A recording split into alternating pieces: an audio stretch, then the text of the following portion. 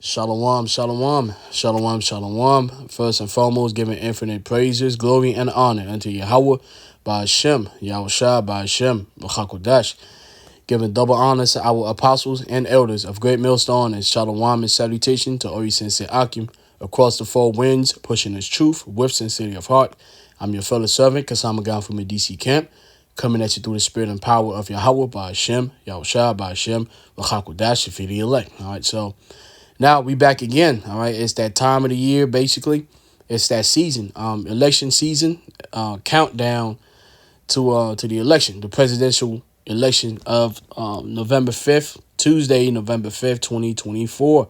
Very important time. All right. Again, dealing with prophecy. All right, we're prophets. We are prophets. So therefore, we have to prophesy. All right, and we were sent to prophesy the downfall of Babylon the Great. All right, aka the United States of America, all right, according to the Bible, and the deliverance, the salvation of the nation of Israel, you so-called Negroes, Hispanics, and Native Americans, salvation from Babylon the Great by the hands of Yahweh by Shem Yahushua, and the Son of the Heavenly Father, Yahweh Shah HaMashiach.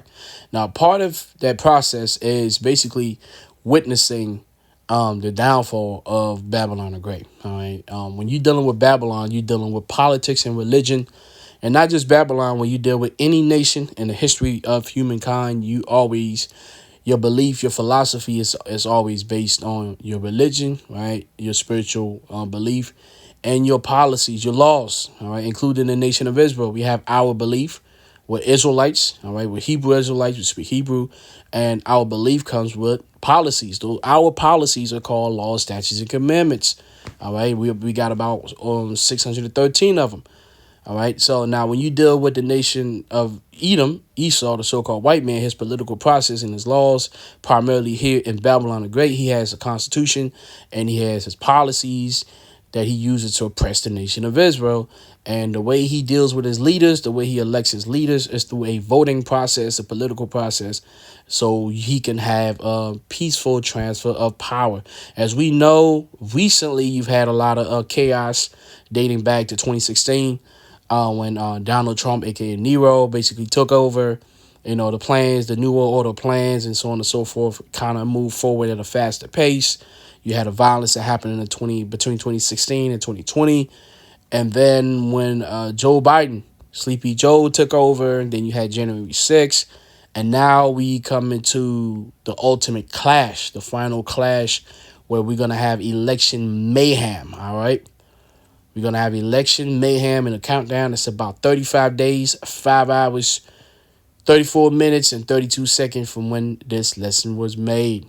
And Lord willing, moving forward from now on, since we are reaching a month till the election, Lord willing, every week, it will be an update, lesson, and reminder of the clock and how close we're getting to election mayhem. All right, purge-like scenarios. Now, first, let's deal with the word mayhem in Edom Online, and it says late 15th century. It says the violent doing of a bodily hurt to another person. All right, so you're gonna have mayhem, political mayhem. It says injury, wrong, it hurt, harm, damage. Now, when you scroll down, it says by 19th century, it was being used generally of any sort of violent disorder or needless or willful damage or violence. All right, so that's basically what we're going into. It goes back to the root word maim, disable by wounding, mutilation, damage, destroy, to cripple. All right, so when you have election mayhem, it's going to cripple the nation. All right, it's gonna cripple this land on all levels. So this is very important to know. All right, because of course we don't partake into the voting process, but as Israelites, we have to be aware. We have to be watchful, because this is how a nation collapses in front of you. All right. Now let's deal with this particular article. This is out of Kansas Reflector. All right, this is the Kansas Reflector, and it says post-election violence is possible in the U.S. Academic says, and it could be worse. It could be worse than Gen 6. All right, so let's read a little bit of this article, And it states, should Americans be bracing for bloodshed if Donald Trump loses the 2024 presidential election? As a political scientist who studies American politics, I can easily imagine a repeat of the Gen 6 2021 Capitol insurrection, or worse, following this November's presidential election. Flashback to 2020, 4 years ago, in an attempt to overturn his loss in the 2020 presidential election, then President Donald Trump and his surrogates furiously challenged its results, lodging 63 lawsuits. Trump and his surrogates tried to discredit or override vote counting, election processes, and certification standards in 9 states. None of these attempts were successful. Many were dismissed as baseless, often by Trump-appointed judges, before they even saw trial. Simply put, there is no evidence of widespread fraud. Even a voter data expert hired by Trump concluded that the 2020 election was not stolen. Now, again, you could debate that, because, of course, it came out that votes were dumped after, midnight when they stopped, counting votes in different states where Trump was winning. All of a sudden, you wake up in the morning, new ballots were dumped, and all of a sudden, Joe Biden is winning. With no competition. So you can't, it's hard to say, well, any vote before midnight was mostly Trump vote, and any vote after midnight were just all Biden votes. See, that's a tough thing. That's a tough sell. So, of course, you're going to have Republican, conservative. They wouldn't be happy about that. They understood that was fraudulent, But then again, the Republicans, going back to George Bush. What was that, 2004, George Bush? They were caught, committing a fraud, during those elections. And the Democrats actually went out there and were challenging the results of the election because it was fraudulent, basically. So both camps with Democrats and Republicans are frauds. They're scammers. They Edomite scumbags. And so therefore, as an Israelite, you ought to stay out of this nonsense, out of this BS, and basically visualize and witness the downfall of your enemy's political philosophy, basically. The philosophy of political process, voting, and the peaceful transfer of power, which that is not taking place, basically. It's not going to take place this time, man. Thus saith the scriptures, according to the scriptures, and we're going to prove it. Now, the U.S. legal system agreed, demonstrating that courts remain an important bulwark protecting American democracy. Yet the legal system cannot prevent political violence wrought by election denialism, as the country soon learned. On Jan 6, 2021, over 2,000 people stormed the United States Capitol to forcibly prevent Congress from certifying the 2020 presidential election. 4 people died and 138 police officers were injured during the riot, which afflicted nearly $3 million worth of damage. 4 officers who responded to the riot would later kill themselves. Damn. It says the mob was spurred, at least in part, by Trump's rousing speech at a rally in Washington, D.C. earlier that day. There, he reiterated his claims that the 2020 election had been stolen by emboldened radical left Democrats and warned the crowd of approximately 53,000 that if you don't fight like hell, you're not going to have a country anymore. All right. And Trump is controlled opposition. The statements that he made, he was told to make these statements, and it was going to get people riled up, you know what I'm saying? Because, they want to believe that the political process has no fraud. These people, the average Babylonian zombie, the average American zombie wants to believe that the voting process works and all that. He wants to believe that. He wants to believe that the football game is now rigged. He wants to believe that the basketball game or the baseball game is now rigged. He wants to believe that. And for the most part, the elites, the Rothschilds and Rockefeller have allowed these people to believe, to be delusional. But now the delusion is coming to an end, and now people are angry and they want mayhem, they want violence. They want the veil has been lifted and people are mad. They're mad, man. They were understanding that this philosophy was bullshit. It was a lie from the get-go, right? Many legal scholars consider this to be incitement. Quote, he clearly knew there were people in that crowd who were ready to and intended to be violent. Legal scholar Garrett Epps told the BBC. He not only did nothing to discourage it, he strongly hinted it should happen. All right, so again, it's a lot more in this article. I'm not going to read the whole article, all right, but it goes into what we basically witnessed for the past 10 years, I guess. You know what I'm saying? So we know what's going on with that. But it's very important. This article is dated.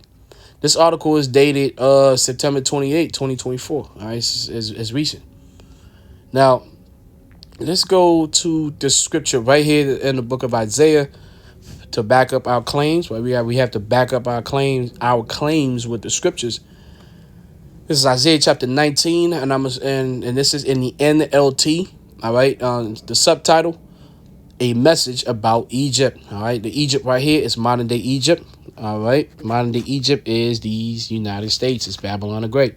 It says, this message came to me concerning Egypt. Look, the Lord is advancing against Egypt, riding on a swift cloud. The idols of Egypt tremble. The hearts of the Egyptians melt with fear. All right. And now you would say, well, didn't that happen with ancient Egypt? Yeah, I mean, because the Lord delivered the nation of Israel with the chariot, right? And in verse 2, it says, and I will make Egyptians fight against the Egyptians, brother against brother, neighbor against neighbor, city against city, province against province. Now, you understand that the things, now, yes, she did have deliverance via the chariot, well, as far as not via the chariot, like we actually walked on foot, but it was a massive chariot and the angels that were basically guiding us, and Yahushua was in the midst of it, as it is said in Psalm 68 and 17. And also, yes, the ancient Egyptians had civil unrest because a lot of Egyptians wanted Israel to get the F up out of there. They wanted us out of there because they were getting cursed the hell out. And then, but you also had Egyptians that was kind of Pharaoh, had the Pharaoh-like mindset. Why? Because they also owned Israelite slaves. And, you know, when you let your slaves go, you're going to be broke. You know what I'm saying? So it's the same predicament now where you have Israelites that, you know, you have Israelites that are Republicans, so-called Negroes, Hispanics, and Natives. They are siding with Republicans, and you have Israelites that side with Democrats, and ultimately the Edomites, who are the heads of this philosophy. They both fighting, right, to keep you so-called Negroes, Hispanics, and Native Americans in mental and spiritual chains of slavery. All right. So either way, that's why we don't vote. We're not supposed to be a part of this political process, because you looking at two Edomite groups that are fighting to keep the status quo, and the status quo is to make sure that you Israelites are oppressed forevermore. All right, and the Lord is having them fight to destroy each other, so that we could be delivered. All right, that's the grand master plan. All right, now let's deal with Matthew chapter 12, verse 25. All right, this is Yahushua speaking. And the KJV, King James, Matthew 12 and 25, it says, and Yahushua knew their thoughts and said unto them, every kingdom divided against itself is brought to desolation, and every city or house divided against itself shall not stand. Now let's read this scripture in the NLT. All right. Now, when you go to Matthew 12 and 25 in the NLT, and it states, Yahushua knew their thoughts and replied, any kingdom divided by civil war is doomed. A town or family splintered by feuding will fall apart. And so Yahushua stated, all right, this is the scriptures, every nation divided by civil war is doomed. All right. Now, when you look at the provinces, the cities, and the states, like I've stated this before, the first civil war was actually fought in certain places, certain particular lands where they all agreed that they were going to fight there, right? Like some ancient style, that was ancient style warfare, right? It was like, okay, we're going to fight. Let's get to this land, Gettysburg or whatever land in Virginia. You know, we're going to meet up there, and we just going to kill each other, right? And they all agreed to that shit, that old school warfare, right? But this civil war is going to be different. Why? Because Democrats and Republicans are spread out, and they all live in similar states. Now, what you see right here in this map, you have blue states, red states. I have to explain this. Just because when you have a blue state, so something that's called a democratic state, it means that the majority of the citizens in that state vote for that particular political group, but it's not all. So a state might be blue, but you have cities in those states that are red. All right. Example: Texas. Texas is a red, well-known red state. But you have the city called the city of Austin, Texas. In Austin, the majority of citizens in Austin are Democrats. All right. So if you have a civil war, it wouldn't just be like example. And up north, you have New York. New York is all the way blue. It's a city where the majority of New Yorkers are Democrats now. They vote Democrats. But you do have states. You do have cities. So like you have cities in New York, which the majority of the voters are Republicans. So again, the point that I'm trying to make is that if Texas wouldn't just rise up and say, well, we Texans are gonna go into a civil war against the New Yorkers, that would not happen, because you would have Texans killing other Texans because a group of Texans are Republican and another group of Texans are Democrats. Now the problem will be if you are a city where you voting opposite, but the main city, the overwhelming voters, are red, then you're in big trouble, and vice versa. So that's the kind of stuff that we're gonna witness, and that's why the scripture speaks about neighbors on neighbors, and and city against city, and states and provinces. It's going to get nasty, man. Your next door neighbor might be a Republican and you're a Democrat, and so you won't have to really travel all the way through another city and to get business handled. Your next door neighbor is who you're gonna have to handle. This is going to be the nastiest thing in the history of humankind. I mean, the way that this thing is set up, I don't think, you go into history, I don't think, it's ever been like that. Like enemies and neighbors, man.